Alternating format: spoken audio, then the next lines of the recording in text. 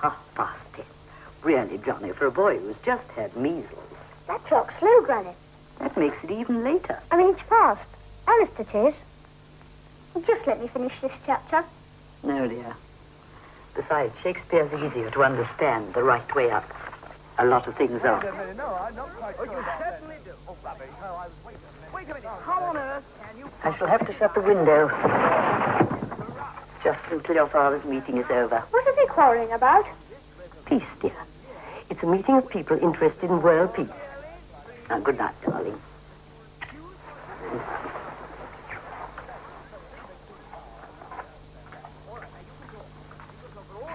Good night, darling. Good night, Granny.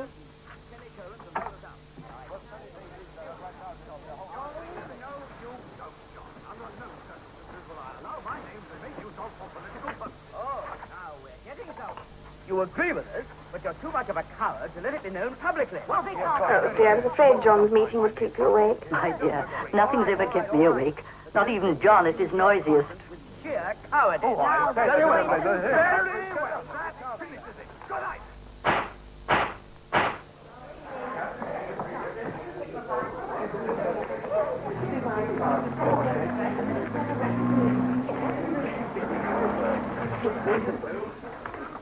Nothing would induce me to sign such an impossible resolution. Really, Harold, you're making yourself quite ridiculous. You're talking absolute nonsense. Don't shout. It wasn't my proposal in the first place. Good night. Did you agree to it? I heard you. Oh, don't be ridiculous. Nobody agreed. Fat-headed idiots.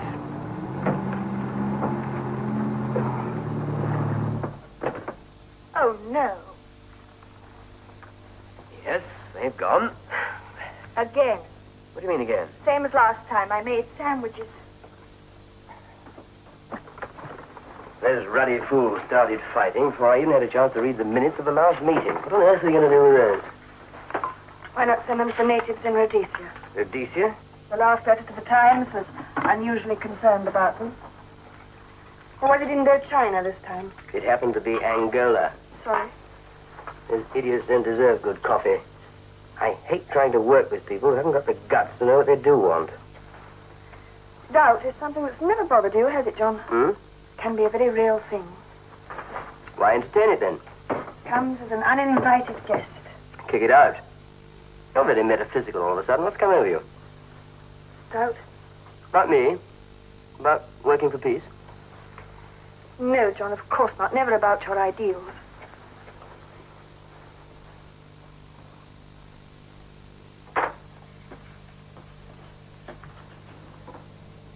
What have you got doubts about?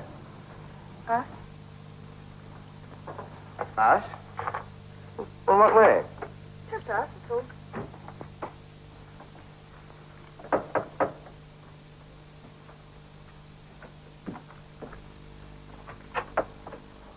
Oh, John, I left my hat.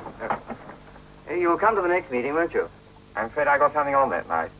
We haven't fixed the night. Well, I'm afraid I'm going to be busy every night next week. In other words, you won't come. Well, I'd rather not. Good night. Good night. Quarter-witted, half-wit.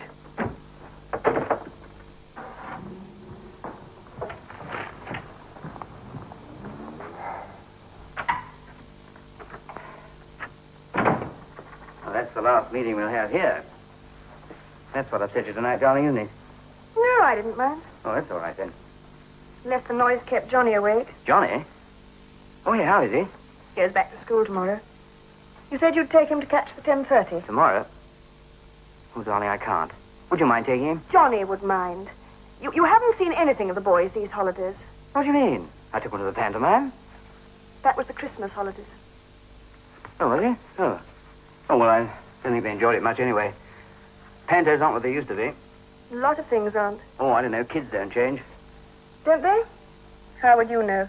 Because, dear, strange as it may seem, I happen to have been a boy. Boys don't change. I listened to them this time. School stinks, the French master stinks, food stinks. Thank goodness there's something unchangeable in the world. John, perhaps they're right. Perhaps food does stink. Darling, all school food stinks. It's a jolly good thing. Makes them appreciate their home. If they've got a home. Well, don't you think this is a home? The house seems so empty. Great.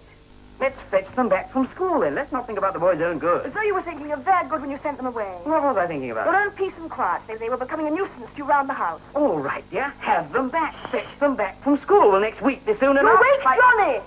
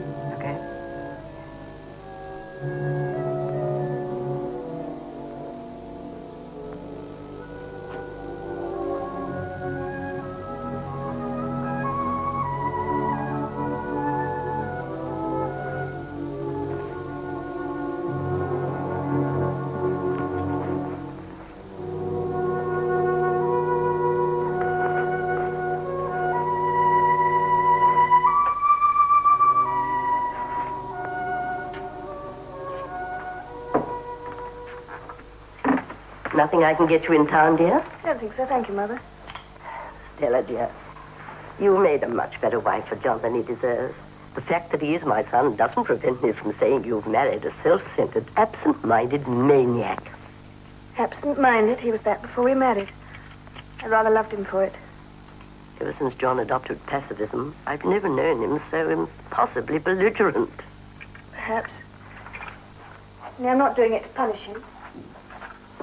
Doing it? Perhaps I ought to go away for a bit on my own. Have you told John? No, not yet. I suppose I've just been trying to work up the courage. I rather fancy courage is the one thing that John does appreciate. Do as you think best, dear.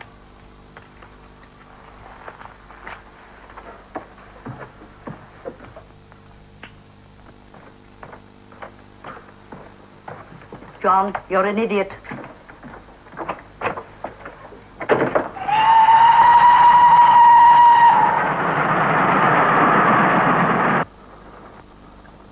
Well, only 5 more minutes of freedom. That's Mikey, L.W. Had a postcard from him. To be this term. Uh-huh. Has he said anything to you, Johnny? No, he wouldn't tell me. Expect they'll fix a date by now. Hope so.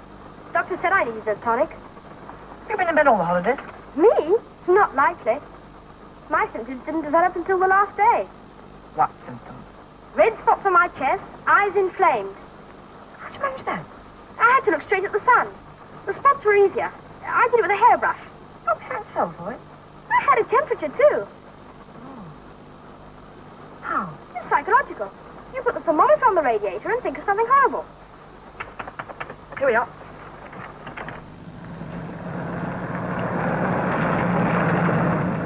That's Potter's father's plane. Where? He doesn't keep his plane down here? Want a bet? How much? 5 quid. Make it 5,000. Look, there's Ike. No, it's not. It's Charlie Adams. I know his bike. I bet it's Ike. How much? You and me turned 6 for my last bet 2 months ago. Don't change the subject. How much? Tuppence. Wasn't that Ike, Curly? If it was, I'll have to report them. The airfield's out of bounds. Perhaps it wasn't Ike then.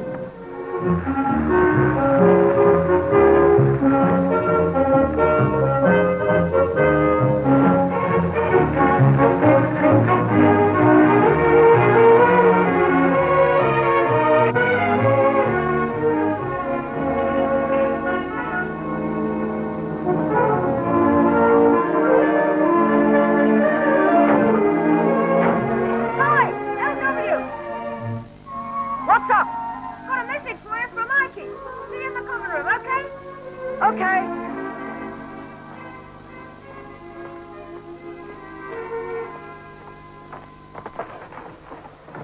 Good to smell the old place again, isn't it? Great. Hello. Well, Peyton, we missed your smiling face in class this week. Yes, sir. I've been at home, ill. Oh, I'm sorry to hear that. But I shall expect you to make up the work before Thursday. Thursday, sir? Thursday, Peyton. Glad you're back. Thank you, sir. Good to smell old Sykes again. Come on, better report back.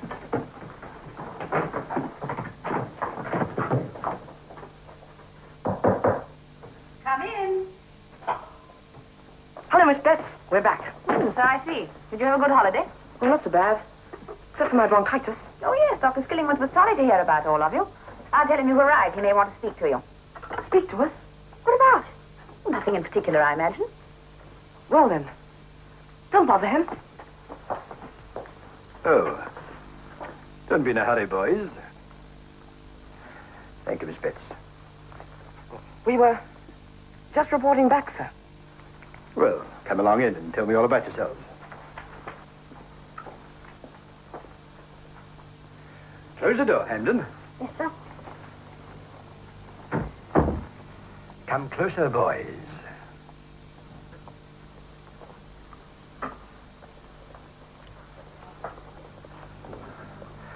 Well, I take it that you've all recovered from your various diseases, indispositions, complaints, etc.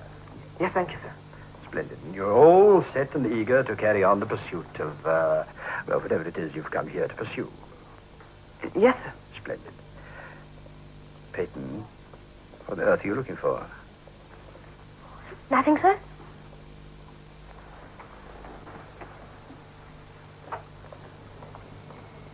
Peyton, is this yours? No, sir. Are you sure? My parents would never permit me to chew gum. Oh. Well, then, naturally, you would never indulge. You don't think it's mine, do you, Peyton? No, sir. Then how do you imagine it got there? Perhaps Miss Betts, sir. Oh, come now, Peyton. That's hardly sporting, is it? To blame it on a woman. Adam did, sir. Adam? Oh, that Adam. Hardly a good precedent to follow, Peyton, in the light of what happened to him later on, don't you think? It's rather hard to explain. What is? The Old Testament? No, sir. What I was looking for, sir. And what was that, Peyton? A microphone, sir. A hidden microphone. I was only trying to protect you. To protect me? From what, Peyton? Never know, sir, do you? You're quite right, Peyton. I never know. I also never know where that imagination of yours will take you. Yes, sir. Only it isn't imagination, sir. It's standard practice to have microphones in offices. Where is it standard practice, Peyton? I saw it at the cinema yesterday, sir. Yesterday? Last week, sir. Before I was taken ill. It was very useful. Your illness. The microphone, sir. In case anyone is trying to get anything on you. So you're trying to protect me, Peyton. Well, that's very loyal of you. Yes, sir. And I presume that if anyone were plotting against me or against the school, I could count on the loyalty of all of you. Oh, yes, sir. Is there a plot, sir? Well, perhaps plot is not quite the right word. Tell me something. Before you went on a holiday, did any of you happen to receive one of these? Devondre?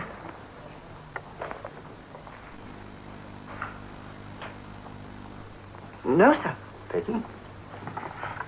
No, sir. Hampton? No, sir. Perhaps the Latin might give you a clue. Ad astra per angusta, which means, Peyton? Me, sir? You want me to translate? Well, if it's not too difficult. Oh, no, sir. Ad astra to the stars. Per angusta? Daventry. If I know what it means, sir, that doesn't imply that I'm implicated, does it? No. That was what was holding me back, sir. Oh, well, in that case, let Peyton finish it. But it's Daventry's turn, sir. To the stars, no matter what the difficulties. Excellent, Daventry, excellent. Skilly!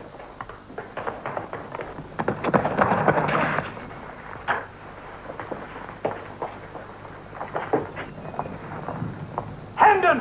Skillingworth! Come here, both of you.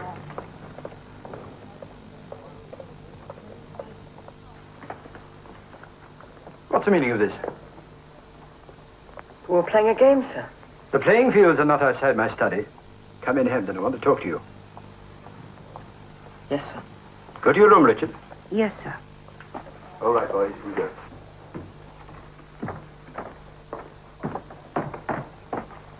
Hi, Max. Hello. Hello, Johnny. Hello? What does he want? Operation Birdcage. Got a notice of a meeting. I'll bet young Skilly gave it to him. Is that why you were chasing him? He's trying to spy on us. Dr. Skilling was wondering where you are. Yes, Miss Betts. Listen, I've got something important to tell you. Mother and Father had an awful row last night. It's not the first time. But what about? Father's going to take us all away from school. Oh, gosh, when? Next week. That's what they said. Next? Yes, Miss Betts. I'll tell Ike. See you later.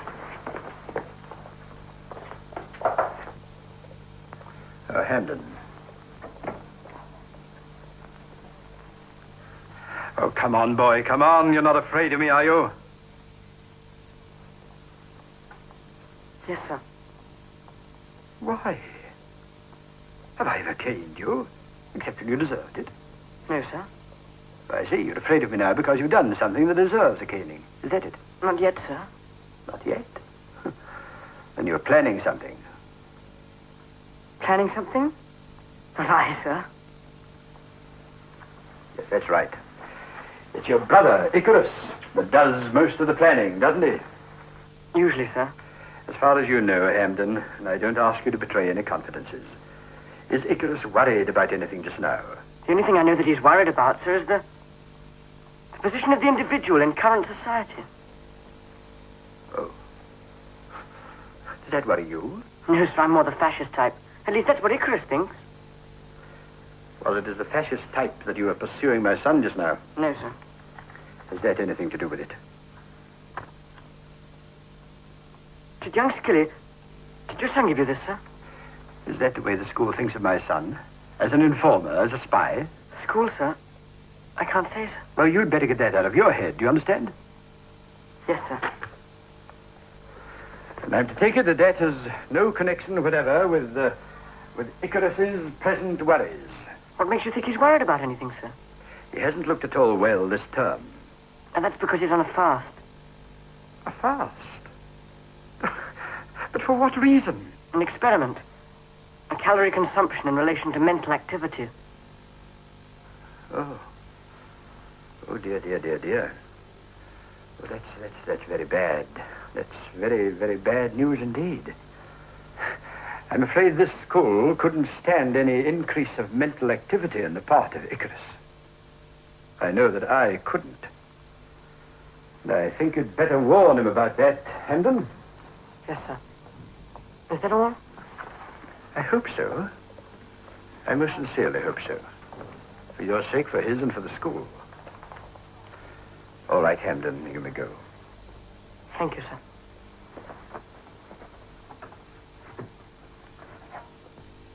It just came from Maxie. Now, what's he say? School stinks, food stinks, old Skillingworth stinks. See what I mean? Skilly's son is a fifth columnist, always carrying tales. Don't want to go on to university. University stinks. Wants to go to Sandhurst. Sanders, that's a brilliant idea. But he thinks peace stinks. What's this about Icarus? Seems he started on a 5-day fast. A fast? Now what? Another of his experiments. You ought to be used to Icarus by now. Shocking writing. Johnny was very strange when I said goodbye. Kissed me twice. You don't think he overheard us last night? And he couldn't possibly have understood what we were yelling about. I didn't myself. Didn't you? I don't think you did either. What's coming over you, darling? I told you last night. No, you didn't. You just said something about having some sort of doubts about something or other. I think you're just tired. Maybe you caught something. That's right. I'm suffering from chronic indigestion, migraine, gastritis, and I'm probably sickening from measles. It can all be explained away physically. Well, there's no need to be sarcastic. I don't even know what we're talking about yet. Well, don't let that stop you. It doesn't usually. I think the Americans call it marriage fatigue. Marriage fatigue. Well, it's lucky we haven't both caught it at the same time, isn't it? Oh, don't let it get you down, darling. We will get over it. Oh, to be in England now that April's there. And whoever wakes in England sees some morning unaware the lowest boughs in the brushwood shoot. Now, there, valiant neighbours are a trifle early today. What seems to be the trouble, Brown? Excuse me, sir. Those aren't valiant, Sir Hadley Page Victors. You seem to disagree, Smith. They aren't victors, sir. They're Canberras. They carry the hydrogen bomb. No, that's very interesting. But this happens to be a class in English poetry. Hamden, will you proceed, please? That the lowest boughs and the brushwood sheaf round the elm tree boulder in tiny leaf, while the chaffinch sings on the orchard bough in England now. Not bad, Hamden. Any questions?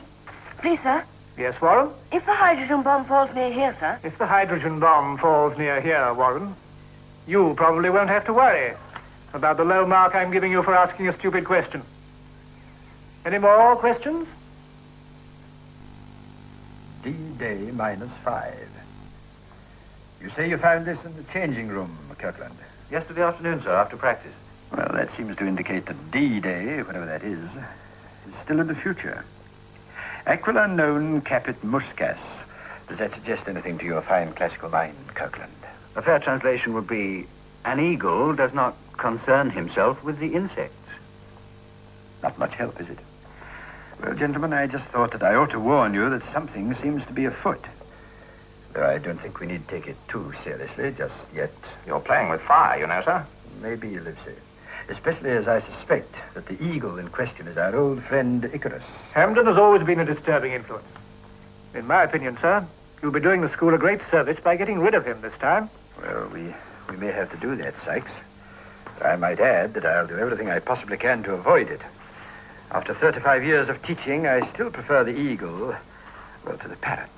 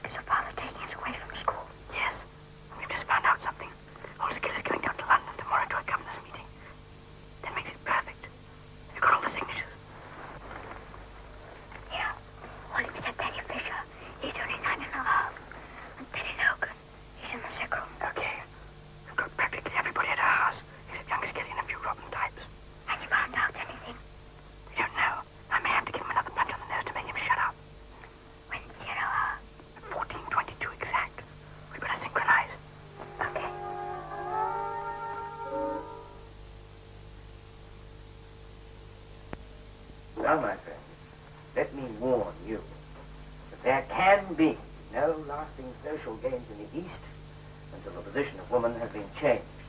Until the position of woman has been changed. Women must be made to feel important and united in their children. Now I said, warn you. There can be no lasting... Darling, listen to this, will you? It's for the Anglo-Asian Society. But now, my friends, let me warn you that there can be no lasting social gains in the East until the position of woman has been changed. The position of woman where? In the East, of course. You mean Kent, Essex, Suffolk? Darling, you weren't listening. I said this was the Anglo-Asian Society. Sorry. Did Uncle Darcy give the Brahms Quintet to us, or to you, or to me? Look, if you don't want to help me, dear... Go ahead, go ahead. Woman must be made to feel important, not only to her husband and children... Excuse me, John. Would you say that again? Yes, of course, dear. Woman must be made to feel important, not only to her husband... Is that funny, dear? Yes, very. Do you want Beethoven third or fifth? What are you doing? Sorting the records. Some of them are mine. I'm supposing they are. I might want to take them with me. Where? I don't know yet. Oh, good heavens, Stella. What have I done now? Done anything, John. Haven't been a drunkard or beaten me up or been unfaithful. I'm just going away. But why? I want to go now while we still respect each other. I think you've gone quietly mad. Oh, if it helps you to think that, don't let me stop you. Maybe in a way I have. That's why I can't stand it any longer. Hey. Don't touch me, John. Leave me alone. Perfectly all right. Darling, you're all muddled up. Now, would you like me to get you some brandy? No, I would not. I wish you'd stop implying there's something wrong with me. Well, isn't there? I mean, there must be. I am perfectly sound in wind, in limb, and in mind. Sorry I went emotional on you. You're not really serious about this. Yes? Well, you've thought about the boys. Of course I've thought about the boys. I'm not going to cut my throat or banish myself to Timbuktu. I'll be around somewhere.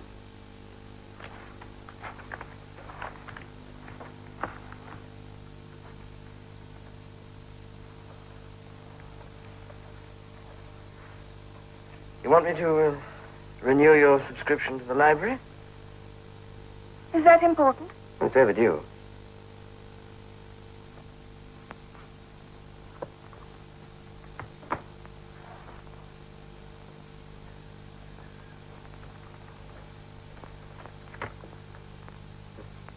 Take me in Switzerland, a year after Icarus was born.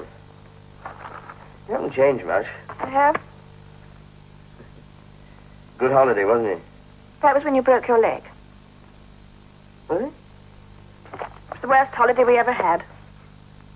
Oh.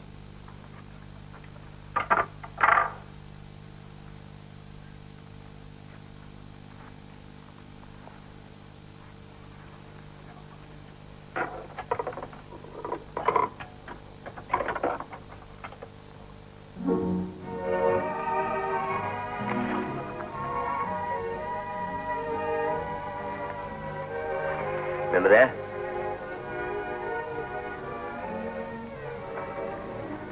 Stella, I wish I knew what this was all about. I suppose if I worked up into a flaming row, put on a wild bit of hysteria and ran sobbing violently out of your life forever. Oh, be reasonable, can't you? Just what I'm being. I'm trying to be decently grown up. About what? About being a cipher. About being ignored. About having no apparent significance in your life. I don't know what you want from a wife, but whatever it is, I don't seem to be able to give it. Maybe it's sex, maybe it's intellect. Now, Stella. You've low-selling me for too many years. My dear, I'm probably a completely inadequate human being. I'm sure any man is when confronted with the complexities of the female mind and the female nervous system under a strain. My nerves are all right. I am perfectly calm and cool. I know, dear, I know. You're controlling yourself. That's what causes the stress. I am not controlling myself. Fine. Let yourself go. That's just what you need. You are the most frustrating, pig-headed, insensitive hulk of complacent masculinity any woman ever had to suffer. You're a jobber now. A what? A jobber now. Jobber now, nice. You're not even a jobber now. You're a... For you and I together to make a story. Now, let's get this clear.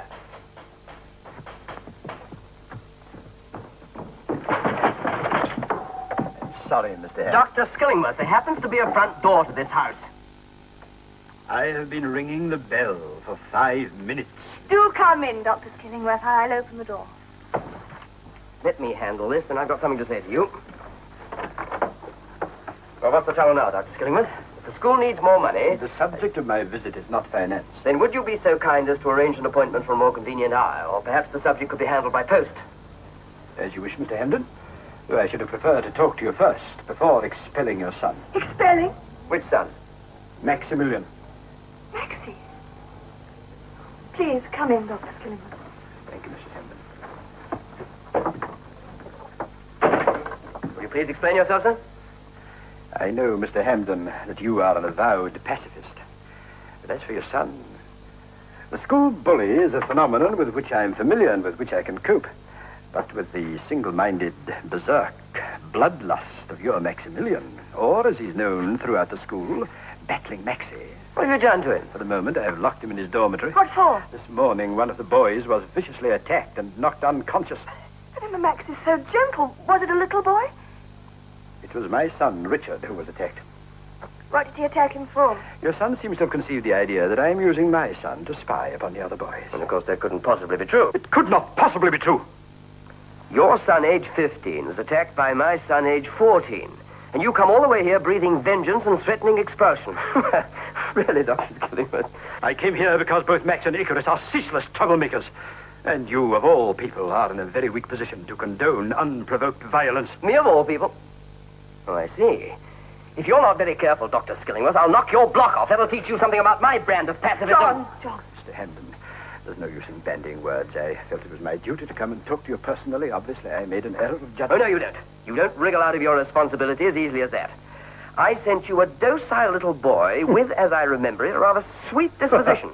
Within a few months, you've turned him, if you're to be believed, into some kind of holy cross between Sugar Ray Robinson and Dracula. The atmosphere and background of Ferndale School is a comparatively moral one. But the background of his home, however... If you mean to imply, sir, that John. Pacifist. A pacifist who threatens to knock people's blocks off. Now, listen, you pedagogical popinjay. Please. Excuse me. Hello. What? No, Ferndale. It's for you. Hello, Dr. Skillingworth here. Yes, Miss Betts. What? Shot? Who's been shot? Wait, I don't quite understand. Who's been shooting who? Hello? Hello? I seem to be cut off. Give it to me, give it. Hello? Look, we've been cut off. Yes. Well, hurry up, please. Who's been shot?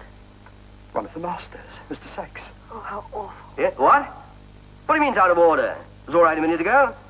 Well, keep after it, please. Look, I must get a taxi at once. No, I'll take you in the car. I think you'd better come, too. Why? The shot was fired by your son, Max. I'll get the car. You leave a note for Mother. Excuse me, I'll get my things.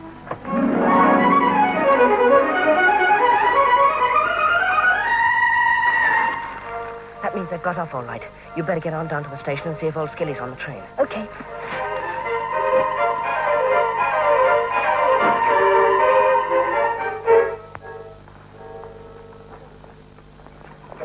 I say, Lifty, any luck? No sign of them anywhere. Their bikes aren't in the shed. Have you tried the pavilion?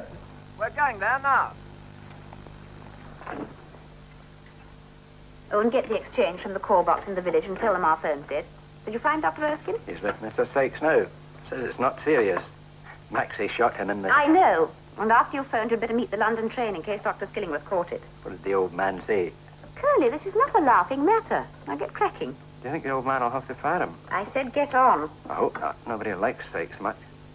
Right, not ready. Curly! Look. You see, Miss Betts, we may be sitting on a powder keg. Young Peyton's generation's a very restless one. Let me know if you find anything.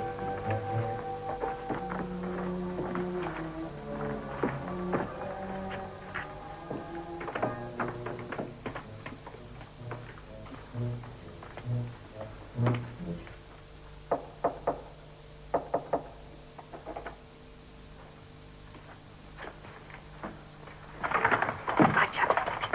So far, everything's going as I wanted. But the real job's going to start when Skilly gets back. Did you see Curly? Yes, when I went down to the call box. They're getting their phone fixed. And you got your man? No, he was at an editorial meeting. But I got his secretary. Quite a decent old stick. She's going to send down a reporter right away. Right away. You clod potter, I told you not till this evening. Sorry.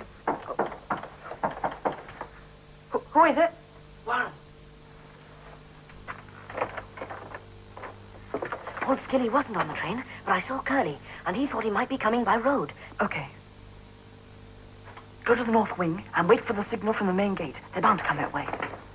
Peyton, you had better get up to Skilly's office and wait there. As soon as he arrives, say you want to confess. Confess? Why me?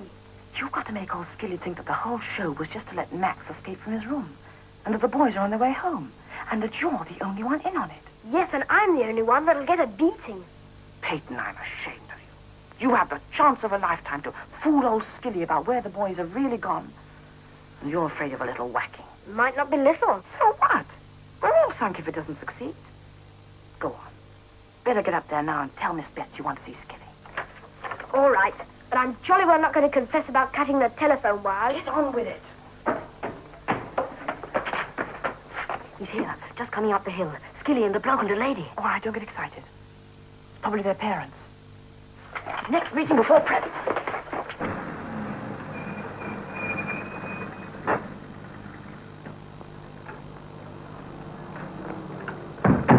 Well, I've no idea when you'll be back, but if you really want to wait, you'd better sit down. Thank goodness you've come. How is Mr. Sykes? Dr. Erskine reports that it isn't serious. I want to see Max. Oh, this is Mr. and Mrs. Hamden, Miss Betts. How do you do? Oh, that's not possible at the moment. I think we can make an exception. What do you mean, Miss Betts? Where is the boy? He's gone. They've all disappeared. Icarus, Max, and Johnny. Disappeared? No, they can't have. I'm terribly sorry, Mrs. Hampton. But boys don't just disappear. Well, they're not in any of the school buildings. Well, then we must find them. Might they be hiding somewhere? Couldn't we send out a search party? Mrs. Hamden, I shall be better able to answer these questions after I have made my own investigation. Oh, come on then, let's make it. Mr. Hamden, this is not your home. This is a school of which I am in charge. A master has been shot. So I gather. Did anyone see the alleged shooting or know where the alleged gun was obtained? Pete, Mr. Hamden, that these are questions which I shall examine. Pete, what are you doing here? He was waiting to see you, sir. I think he knows something about it. That wouldn't surprise me. In here, Peyton.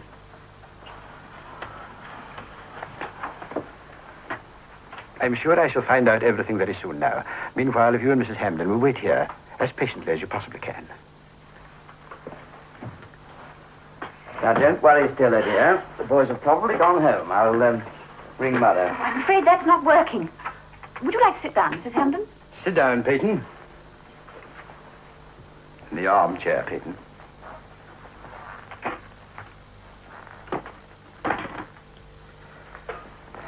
Well, now, Peyton, you think you can throw some light on the unfortunate events of this morning? Yes, sir. Good. I hope so, sir. You may proceed. Yes, sir. I'm waiting, Peyton. Oh, yes, sir. I was in the plot, sir. Oh, there was a plot. Yes, sir. It was to rescue Maxie, sir. Rescue him. Am I to understand that you approved of the conduct for which he was being punished? It was a fair fight, sir. Young Skilly'd been asking for it, and Maxie gave it to him. That was what we all thought, sir. Of course, it was bad, like he fell on a stone. What? But that wasn't Maxie's fault, sir. It was a fair fight, honestly, sir. All right, all right. Now, what part did you play in this work of rescue? I created a diversion, sir. A diversion? I fell down at the appointed time and wriggled about with horrible pains in my stomach. To distract attention? To create a diversion, sir, while Icarus and Johnny got him out. That's why I had to howl with pain, to drown the noise when they broke the window, sir. Oh, this has nothing whatever to do with D-Day. D-Day? D-Day, Peyton. No, sir. That means it was purely a family affair, apart from yourself. I should think that would be very plausible, sir. Oh, indeed. Peyton, do you know where the brothers are now? Oh, no, sir.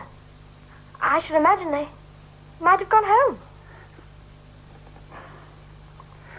And the revolver? Where did they get the revolver? Oh, it wasn't a revolver, sir. It was a pocket blunderbuss. Icarus made it. He's very good with his hands, sir. And he made it. Where?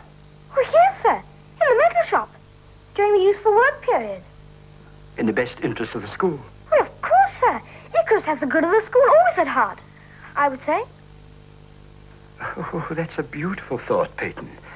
Oh, yes, sir. And the bullets? Oh, it wasn't a bullet, sir. It was a .2 ball bearing. Not really dangerous. Only a bit painful. He says some pains are necessary. I'm greatly relieved to hear that, Peyton. Now you're going to tell me that Icarus also made the powder in the chemistry class. Oh, yes, sir. He's very good at chemistry. I suppose his parents were a bit upset. You're just full of beautiful thoughts, Peyton. Oh, thank you, sir. Found it in the flower bed. Yes. Do you mind if I see just that? a minute. Oh, this is Mr. and Mrs. Hamden, Curly. Oh, you've got three fine lads there. You don't know where they are? No, Mum, but they'll turn up. Yes. Would you mind if I... Oh, I'd best show it in there first. I'll show you. There you are, a mere toy. Be careful, Mr. Hamden. It might be loaded. Soon find out, sir. May I have it, sir? Empty. Been fired. We gathered it had. A lovely job, sir. You should be very proud of him. If you had some powder here, I could show you. I have neither powder nor ball bearings, Peyton, though, of course, I can't answer for Mr. Hamden. Has your investigation got you anywhere, Dr. Skillingworth? Have you been able to find out anything from this boy? You have nothing more to tell me, Peyton. No, sir. Think carefully, Peyton. Remember, honesty will be taken into account when I come to assess your punishment. Nothing more, sir. Very well, Peyton. You may go. Now, look here. Just one moment, Mr. Hampton, please. Tell me, are they all right? Oh, they're supersonic. You mean they're... Well, they're all right. Thank you. The telephone's been fixed, sir. The wires had been cut quite close to the school. Thank you, Miss Betts. May I? Hello, get me Deepdale 5124, please.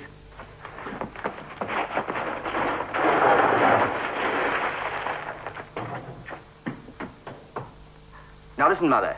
There's no need to call in the police. I'm handling this. Yes, dear. Goodbye. Why not call in the police? No, I don't think that would be advisable, Mrs. Hampton. Well, certainly not. The publicity wouldn't be good for the boys. Nor for the school.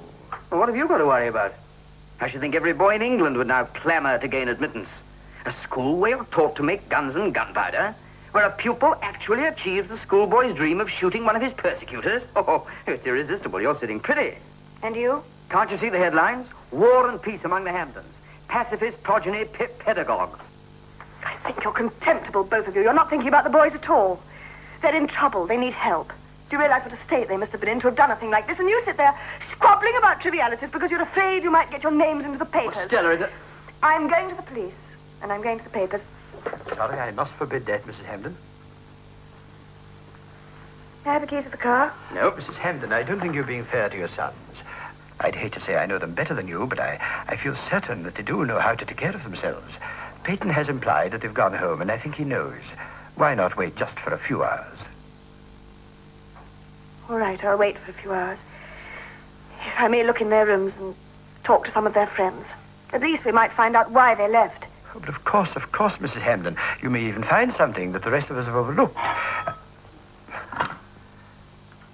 Yes, certainly. Will you excuse me for a moment now, please? Come on, Stella.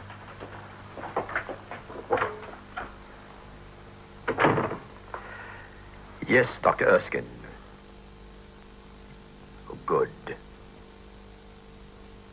Oh, good. Tell Mr. Sykes I'll be up to see him as soon as I possibly can. And... Oh. But, must you fill in a certificate? Well, I mean, publicity and all that. Nobody is asking you to falsify anything, Dr. Erskine, but why not describe it as a ball bearing instead of as a bullet? Oh, look, why not a foreign body lodged in the thigh? Yes, accurate and yet unrevealing. All right, thank you, Dr. Erskine. Goodbye. You know, we oughtn't be doing this. Invading a man's privacy, it's not right. I thought we were trying to find some clues to what happened this morning. We know what happened, dear. They obviously wanted to shoot a master. If you're properly adjusted, you don't want to shoot masters. On the contrary.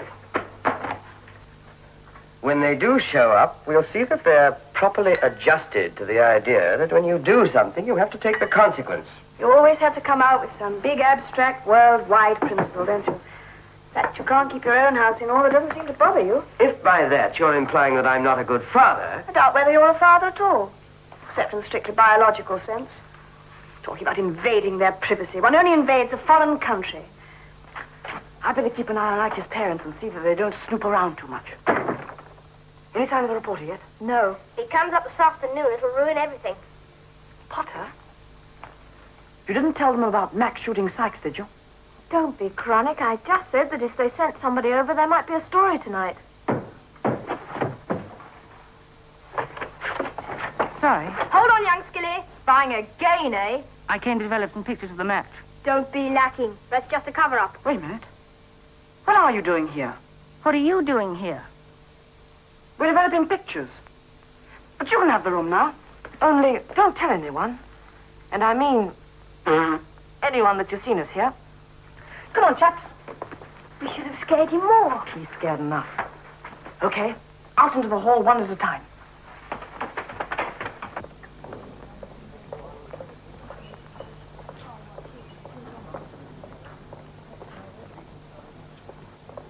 Hello, Frank.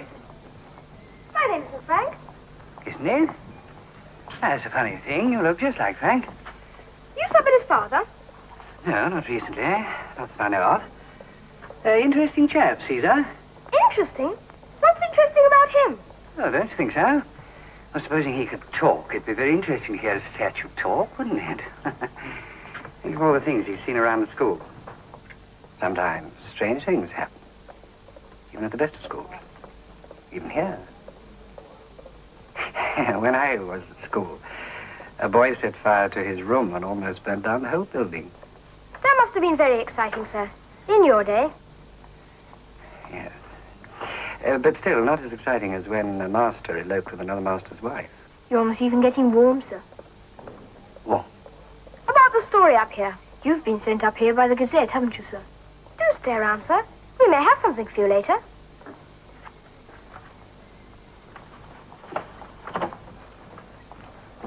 I'm afraid you're too late. Your friends have already told me the whole story. About the shooting? That's right. But...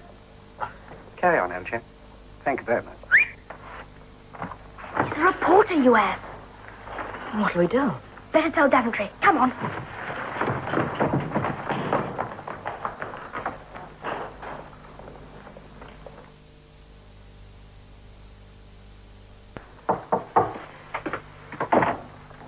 Oh, excuse me, sir.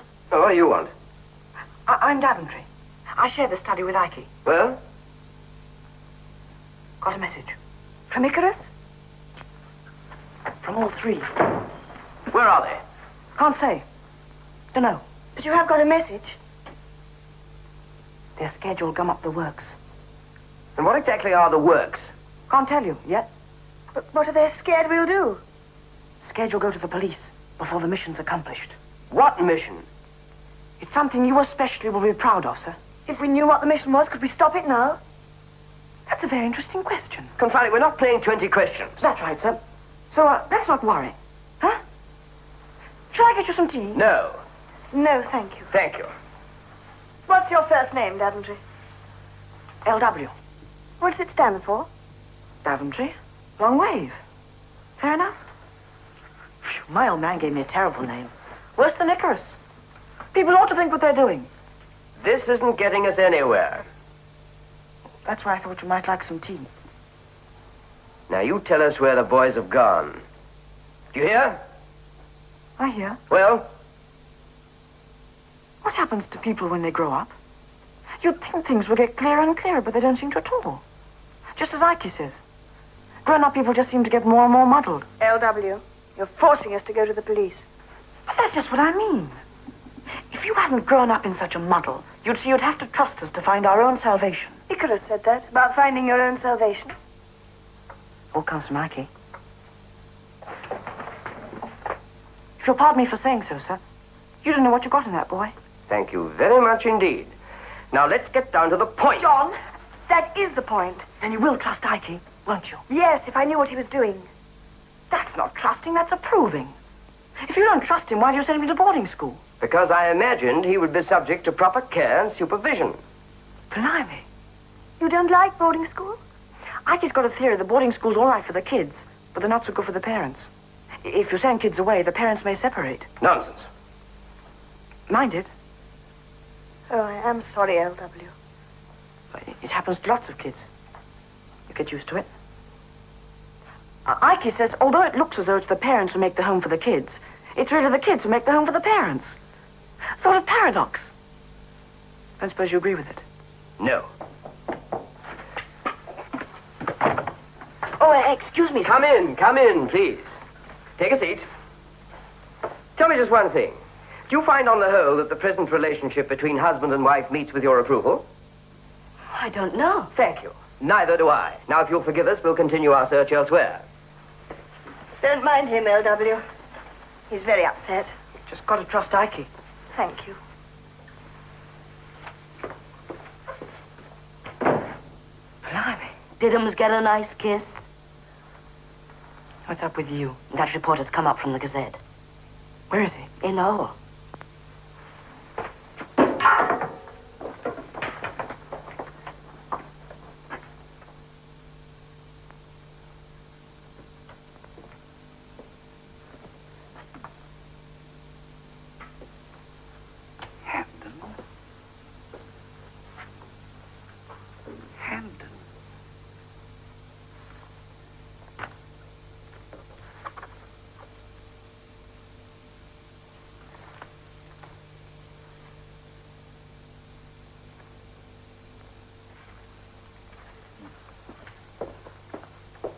Will you be staying until around 7 this evening, sir?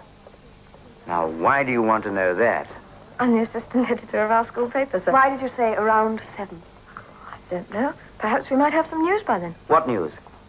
Well, it's hard to say exactly. I shall be staying in the village. What? Darling, we can't. I've got to get back. I haven't. But you don't mean to tell me I that do mean to tell you, I'm not going to leave until I've got definite news. Darling, I have to be in town by... What are you writing? Just notes for our paper, sir. I'm a bit chronic in that direction. Oh, really?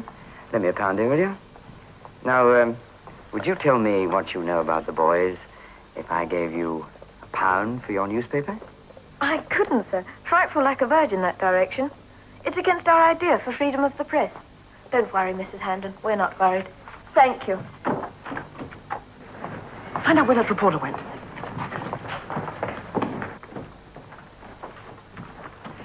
But it's absolutely idiotic. Why the sudden desire to stay here tonight? It isn't sudden. But there's no reason to stay. I'm not going to leave here until I've discovered why the boys went. And my speech tonight? Make it by all means if you feel like making speeches.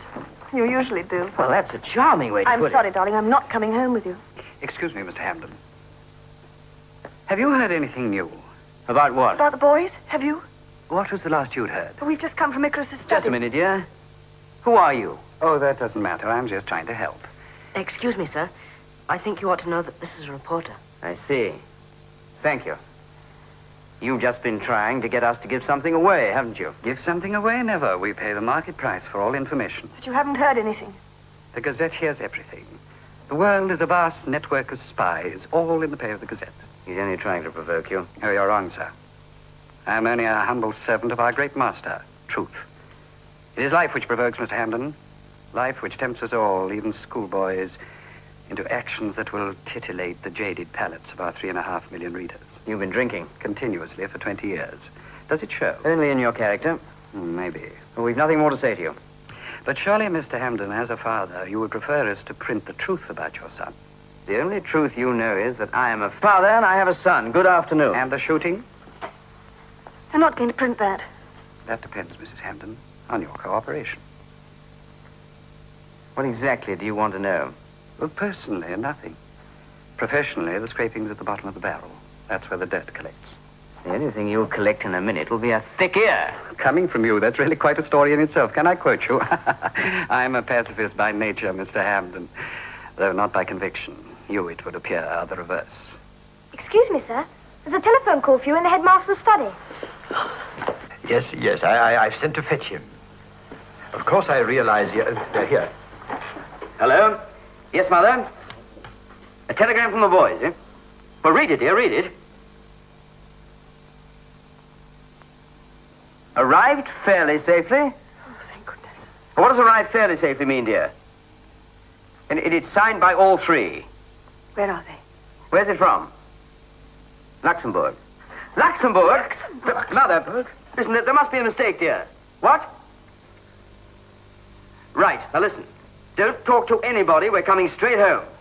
How on earth did they get there? Peyton, that news wasn't quite what you expected, was it?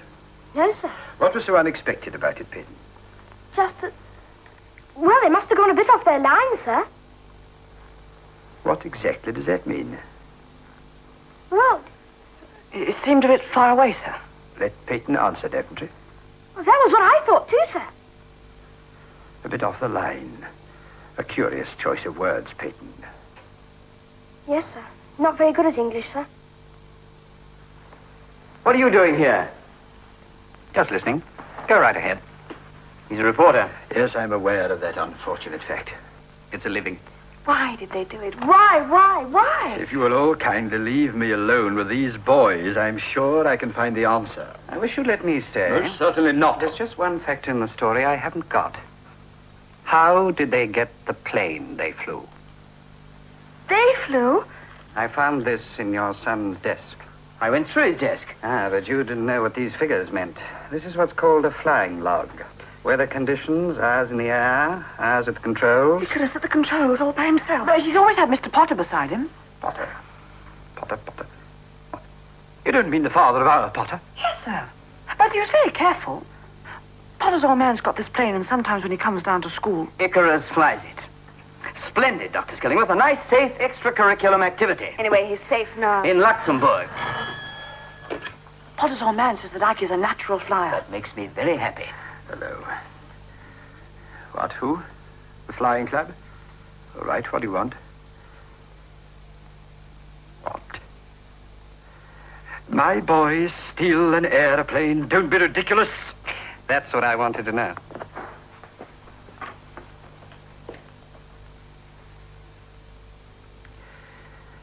I'm sorry I was so hasty. Would you mind repeating what you just said, please? Where's Luxembourg? No.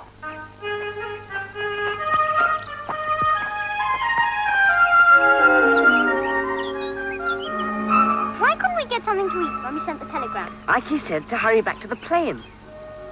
Okay, come on.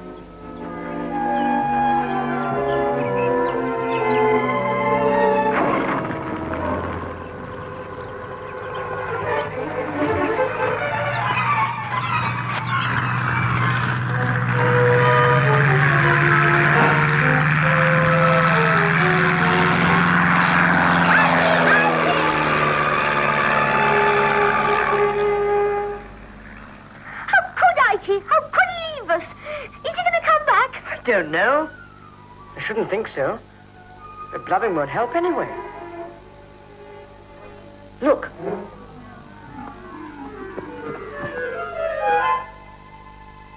Sorry, but I couldn't wait.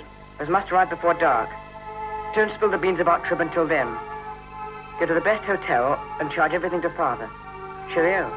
He could have waited only a minute and we'd have been here. Perhaps he was worried about breaking your neck the next time he landed.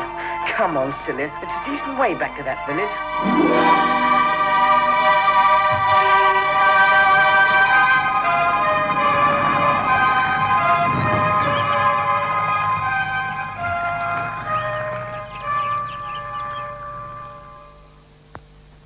It's gone wrong. Looks like it. It's not like I could let anything come up the works. No, it's not like Ike. Trust Ike. Trust Ike.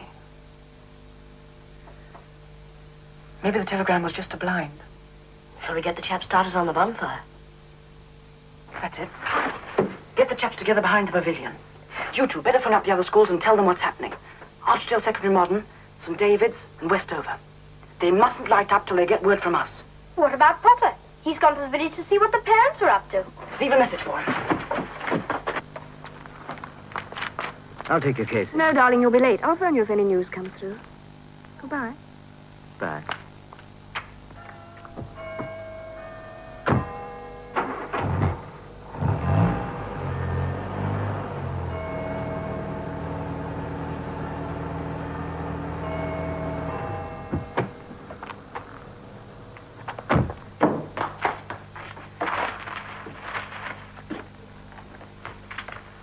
I want a room for tonight, please. Yes, sir.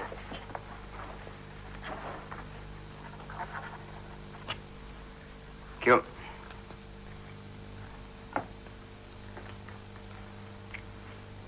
We meet again, my dear sir. Yes, sir. I was just reading the paper. A very estimable occupation.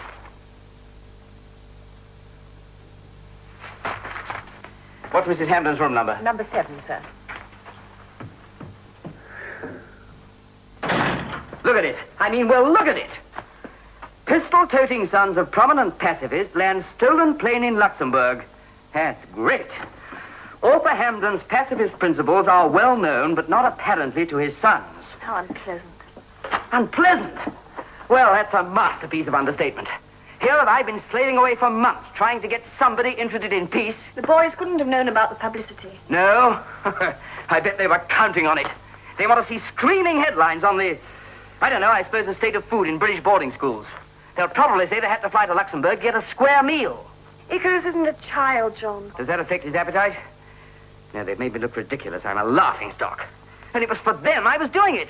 They'll suffer in the next war more than we will. They're too young to know about it, so you try to do something for them. Try to make life better for them. What do? Bring the whole darn thing clattering down on your head. Lucky I decided not to speak tonight. Yes, John. So far, Mr. Hampden has not been reached for comment. I'll comment, all right, when I get hold of that Gazette reporter. Come in. Well? Have you any news? Hardly news, but I thought you ought to know that I've reluctantly reported the matter to the local police and telephoned the British Embassy at Luxembourg as we agreed. What did they say? They're doing everything they can. I see. I suppose you've seen this happy bit of up-and-coming journalism? Yes, I know. It's most unfortunate. Unfortunate? You know, Dr. Skillingworth, I ought to sue you for deformation of character. Defamation. I'm a writer, dear, and I choose my words with exactitude. As far as I can see, you have deformed the characters of 3 reasonably serious-minded boys into a trio of aggressive, swaggering nitwits. For tens of thousands of years, men have been trying to educate their children, and it seems they still don't know how to do it. I might remind you, Mr. Hampden, that there are such things as laws of heredity against which teachers sometimes have to fight a constant battle. May I remind you... May I also remind you that I share you and Mrs. Hampden's worries about the boys more than you can possibly imagine.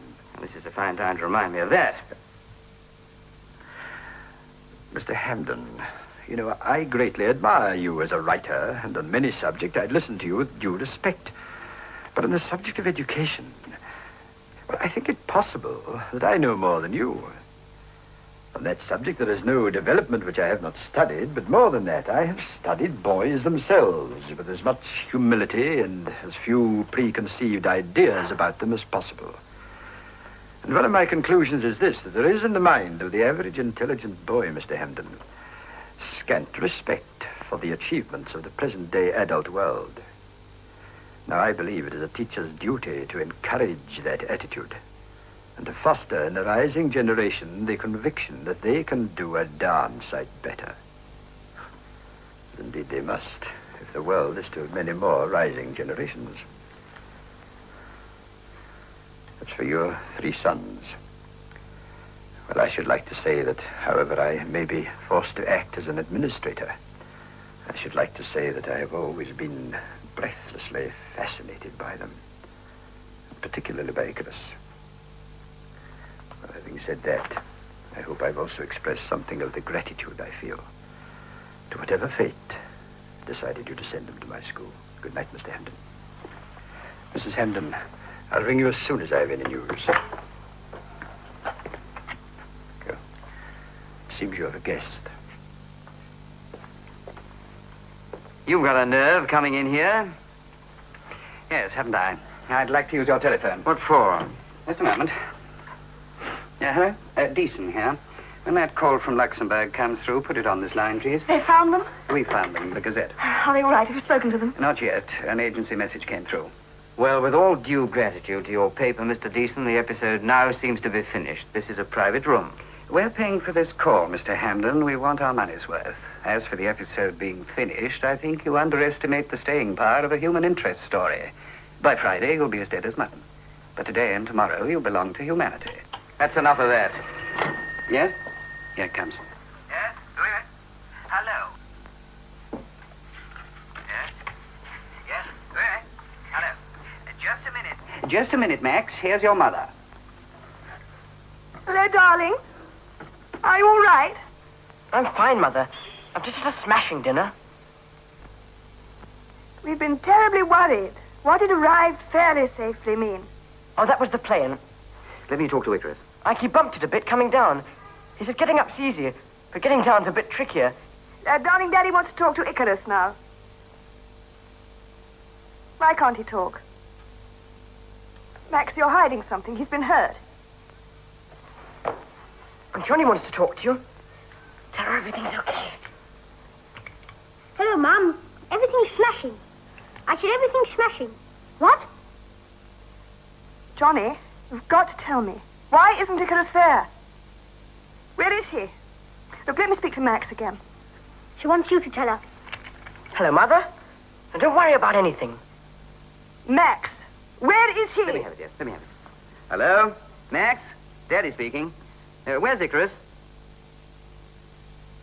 He's gone on. What do you mean he's gone on? Hello? You mean he's gone on in the plane alone? Why? Because he had to. He just came down here to find out where he was. But don't worry. He's probably there by now. He said he'd ring you up. Listen, Max. Where has he gone? Well, Vienna. Vienna. But, why Vienna? Ike will explain everything when he gets there. Max. There's nothing to worry about. Yes, we can spend the night. Okay, Dad. I'll wait here until you hear from Ike. Goodbye.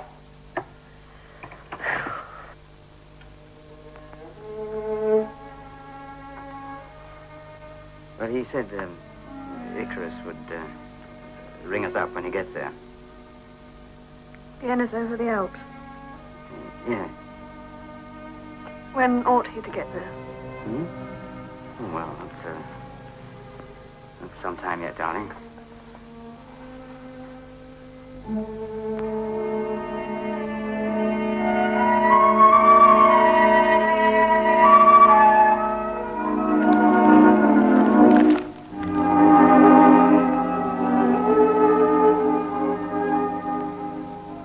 Maybe we could phone. To Vienna? Who to? The British Embassy. That would cost a lot. Get the rest of the chaps to muck in. Too late now. Get the news in the morning. You can't light a bonfire in the morning. We could ring the chapel bell. That's it for tonight, anyway. Come on. Soon be lights out.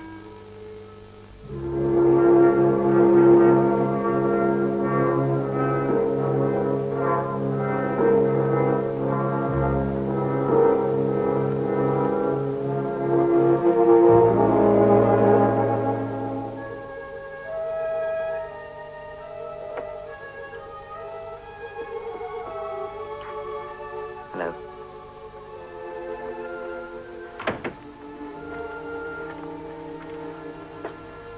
You asleep?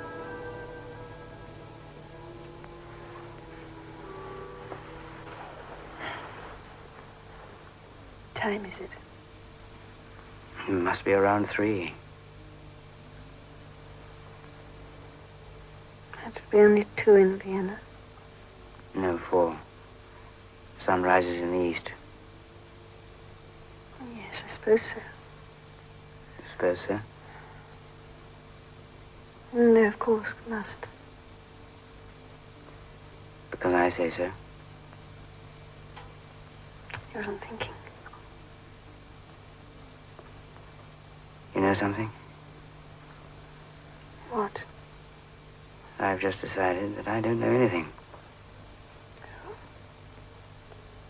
Strangely peaceful feeling.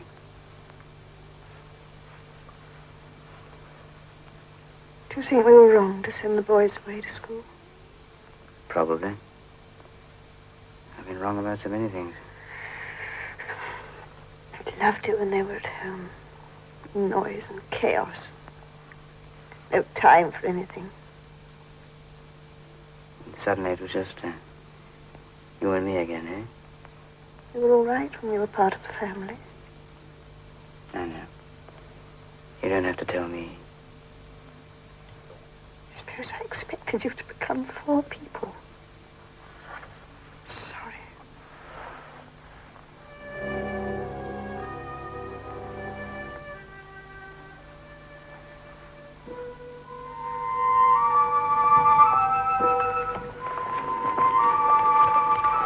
That's the first afternoon edition. If you have any pity on the staff, you'll dismiss classes for the rest of today. No. The boys haven't given up hope yet, so let's just carry on as best we can. The plane was last reported as seen high above the village of Schwarz in the Austrian Alps. But since then, there has been no further trace. An Austrian police official said today that if the plane has made a forced landing in the region of Schwarz, some time must elapse before contact could be established with the flyer, owing to the rugged nature of the country and the lack of communication.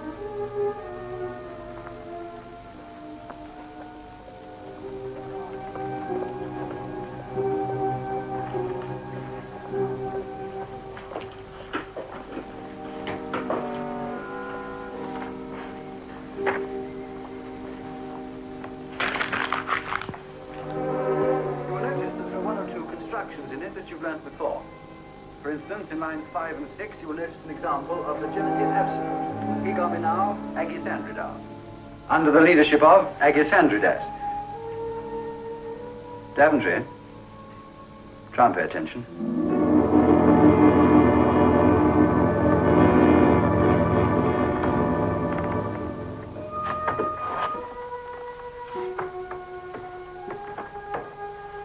LW wants you for a meeting. I'm to take over. Okay. Give the bell a real bashing when you get the signal. Do you really think there'll be any signal? It's nearly dark. Of course there'll be a signal. And when it comes, we'll light the biggest bonfire there's ever been. It's getting late, though. Don't you trust Ike? Well, don't you? Oh, yes, I suppose so. There is still no news of 16-year-old Icarus Hampton, the schoolboy whose flight across Europe in a stolen plane has captured the imagination of the whole country. Search patrols have been sent out from Vienna by Great Britain, France, the United States, and the Soviet Union. Yes, could you keep on trying then, please? Yeah. I'd like it.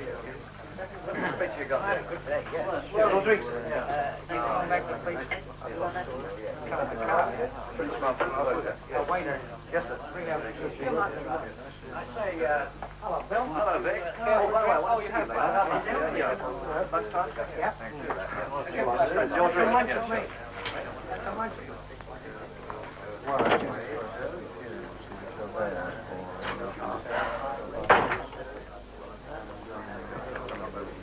I take it you... No news for you. Your millions of readers will have to postpone their entertainment. Those are bitter words. I don't use words carelessly. Mr. Hampton, you and your wife will have the sympathy of everyone who reads this story. The plain, honest compassion of 3.5 million people who will understand your sorrow and share your suffering. Do you think people like their suffering made public? Some do, some don't. Personally, I can't understand the objection. Perhaps you've never lost a child. Lost both of mine when a liner going to America was torpedoed. Only time I ever made the front page in person. Sorry. Oh, there's no need to be. Tell Mrs. Hampton we all believe the boy will come through. Thank you. Really think he's capable of flying a plane? Of course. I don't hold with aeroplanes myself, as you know. I think they're quite unnecessary and most unlikely. But I'm sure Icarus understands them perfectly. They belong to his generation. I hope you're right. Another piece of humble pie.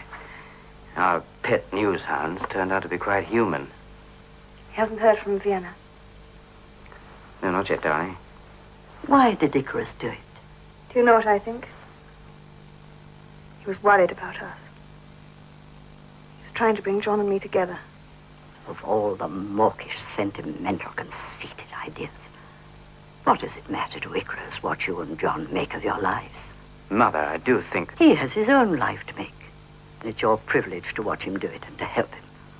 He's not a goody-goody little boy wanting to bring Mama and Papa together. Modern sentimentality.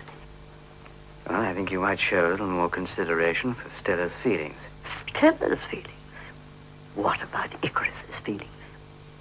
I'll not have you say he died for anything so commonplace and revolting.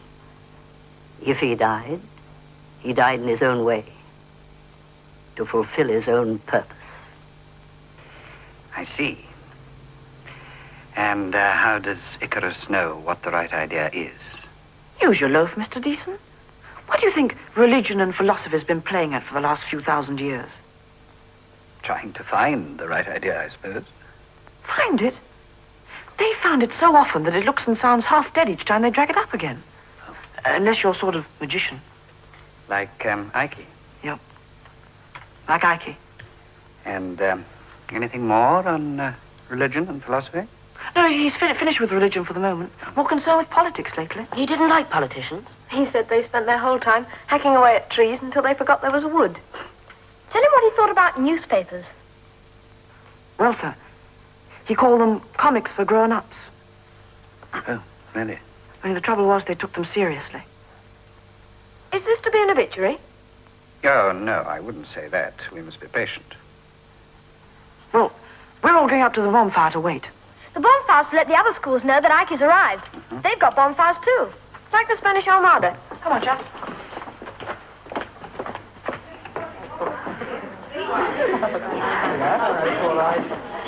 Okay, chaps. Everybody up to the top of the hill to wait for the signal.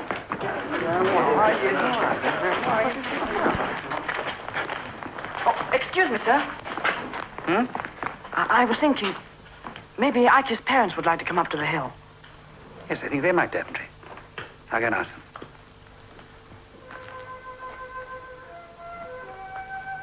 Hey! Come on, Skilly.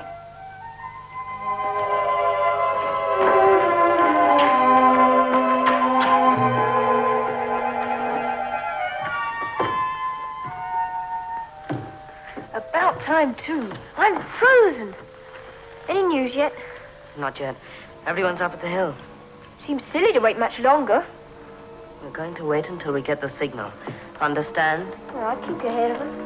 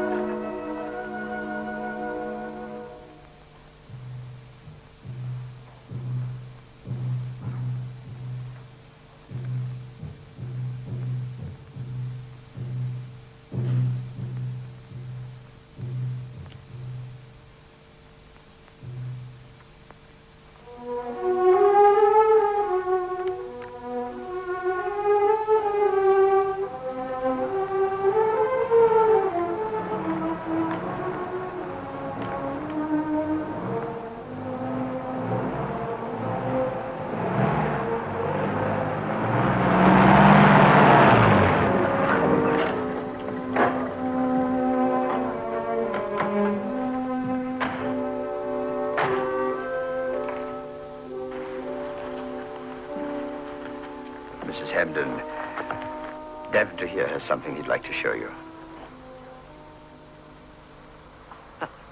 Now that Ike is...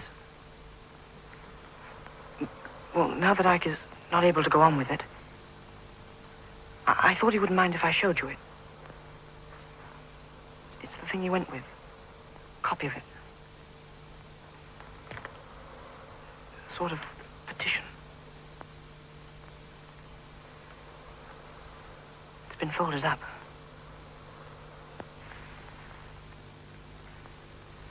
You read it, L.W. Right? We, boys, Ferndale School, do not wish to kill the children of any other school. If at 18 we ought to think it right to kill other men of 18, then why not at 16? Why not at 6? And if we feel it wrong at 16, how can it be otherwise 2 years later? No. When we grow up, we do not think we will consent to kill people who have been at some time children of other schools. Men cannot always see the truths of a simple moral proposition. Perhaps it's for children to lead the way. Ab honesto, virum, bonum, nihil, deterret. That means nothing deters a good man from what is right. It's signed Icarus Hamden. Almost everyone signed it. Why Vienna? Well, that's where the four powers are all sort of close to each other. Could have been Berlin. Ike chose Vienna because it seemed harder to get to. Did he have to fly? Oh, yes. He had to show people he wasn't a coward or a sissy. It wasn't against you, sir, but he thought your way was too slow. He said you had to do something smashing. Well, that does it. And there's nothing any of us can do that'll stop this getting into all the newspapers in the world. Let me have it. You'll give it back. It's in Ike's handwriting. I'll give it back. Gold-mounted and framed. I feel rather like a child who's been whipped, more in sorrow than in anger. I think any self-respecting child would prefer to be whipped in anger. Don't you, Peyton? Rather not be whipped at all, sir. Mr. Hamden, I shall go to my grave with one regret, that I never met him. But we'll give him such a write-up that the whole world will know him. And perhaps it's just cockeyed enough to see things for a moment with the vision of a child. Maybe he hasn't died for nothing. Who says he's died? I think you're very aggravating, all of you. I suppose it's only old people and young people who know what faith is and really practice it. You've lost it. Icarus has it. Max has it. Johnny has it. And so they take off to save the world with the simplicity of a saint. And you can't see that that's exactly what comes up fresh in each generation.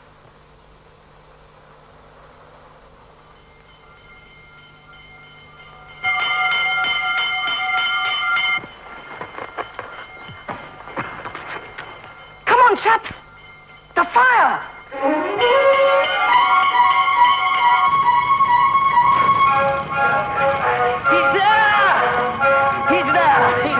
Yes, they just telephoned in.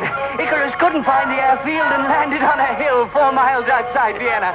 A patrol found him and he's got a full-power escort into the city.